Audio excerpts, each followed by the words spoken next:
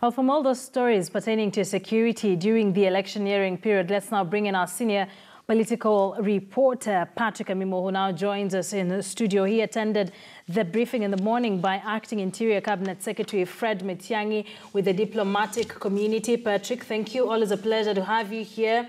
That particular briefing with the foreign missions and diplomatic corps, there's some things that we expected would come out or will be addressed, like the travel advisory from Britain, but they were not. Thank you, Akisa. That was one thing that we expected that the minister would really tackle, given that we've seen just the US and Britain just recently issue those travel advisories warning their nationals to be very careful when either visiting the country or those within the country to be wary of some places to visit. And we thought the minister could address that, but he said he declined and said he wanted to just confine himself to his meeting with the diplomatic corps and those members of the foreign mission. But if I just have to bring you about on that particular meeting, one of the issues that they discussed was to do with the civic education. Now, remember in December last year during the Jamhuri Day celebrations, President Uhuru Kenyatta came out attacking the Western nations, saying that they are funding lobby groups to influence the outcome of this election through civic education, and say that Kenyans did not require civic education because he claimed Kenyans know how to vote. And during that run-up, when the president did attack Western nations for trying to influence the elections, prior to that, we heard the leader of majority in the National Assembly, Aden Duale, convening a press conference claiming that the Western nations were funding the opposition then. So this is something that really also had at least some nasty relations with the government, with the civil society.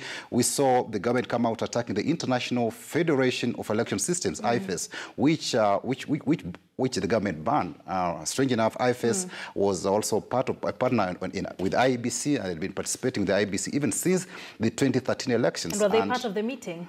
IFES, these were just the diplomatic community, given that maybe the US was represented. But then, given that that time we saw 11 diplomatic missions come out and defend themselves, saying that they were not either supporting the opposition or anything trying to influence the Kenyan election, because they claim that it's upon the Kenyans themselves to decide the leadership they want. So they rebuffed the government claims then that they were trying to influence the outcome of the 2017 election. And that time also very, very critical.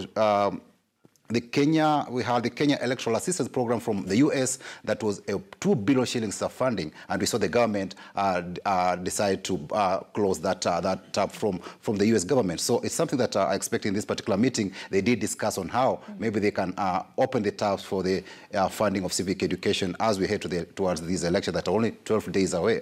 12 days away, yet maybe some of the Kenyans don't know how they'll be voting in these 6 elections on 8th August. So apart from matters to do with civic education, what else is the fundamental thing that came out of this particular meeting? And we've seen Fred Matiang'i there, the acting interior CS, say that they have all the measures in place to ensure that security is handled during the election period. But we can't deny that there are tensions. We have word that a number of people are planning to relocate. So how are we preparing to handle this if it was addressed?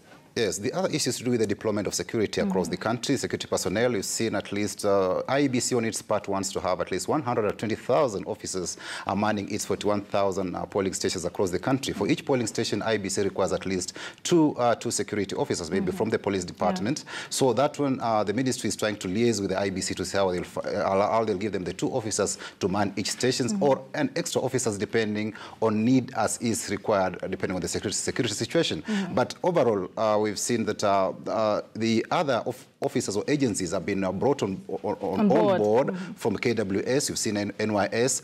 The GSU is also has been brought in. The Kenya Prison Services have been brought in to ensure that at least the general security out there is also put in place, so that in as much as we'll be having those 2 officers manning polling stations, the security situation out of the country or in other parts of the country will also be up to speed.